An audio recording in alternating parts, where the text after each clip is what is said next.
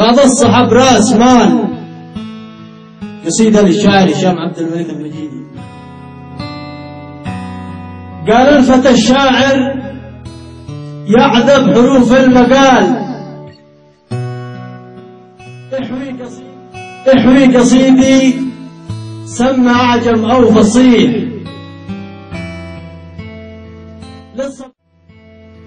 للصداقة درب يحتوي طيب الخصال،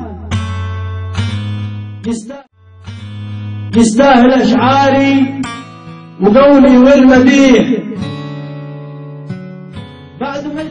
بعد ما أجري بكل الهواجس الاتصال، وأقول بعض الصحاب توفي وللوافي تصيح. بعض الصحاب بالصداقة راس مال، صحبة تدلك على الدرب الصحيح. بعض الصحاب بالصداقة راس مال، صحبة تدلك على الدرب الصحيح. صحبة تقود اخطاك لا دنيا الجمال، وتداوي جراحك إذا قلبك جريح، وتروي الضامي ولو وسط الرمال، وتخلي الضيق من حالك فسيح. صحبة تقود اخطاك لا دنيا الجمال، وتداوي جراحك إذا قلبك جريح، وتروي الضامي ولو وسط الرمال، وتخلي الضيق من حالك فسيح.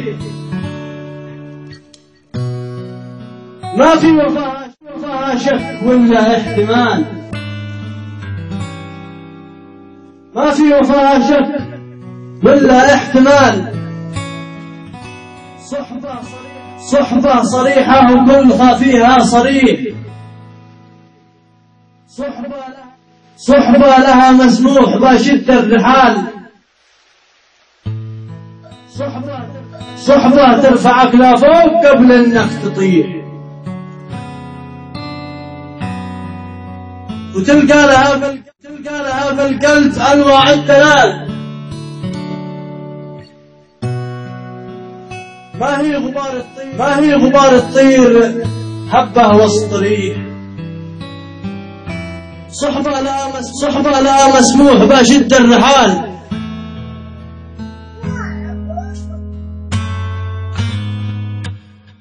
صحبة لها مسموح بشد الرحال. صحبة ترفعك لفوق قبل انك تطيح، وتلقى لها بالقلب انواع الدلال. ما هي غبار الطير هبه وسط ريح،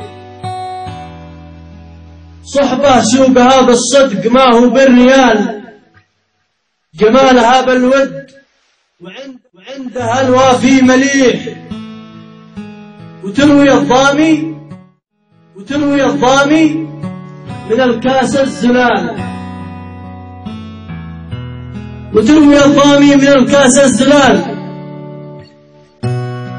الردي ما تقبل الفعل النطيح، يعني صداقة تشبه النجم الهلال، وتنادي الفرسان وذي باله مستريح، يعني صداقة تشبه النجم الهلال، وتنادي الفرسان وذي باله مستريح.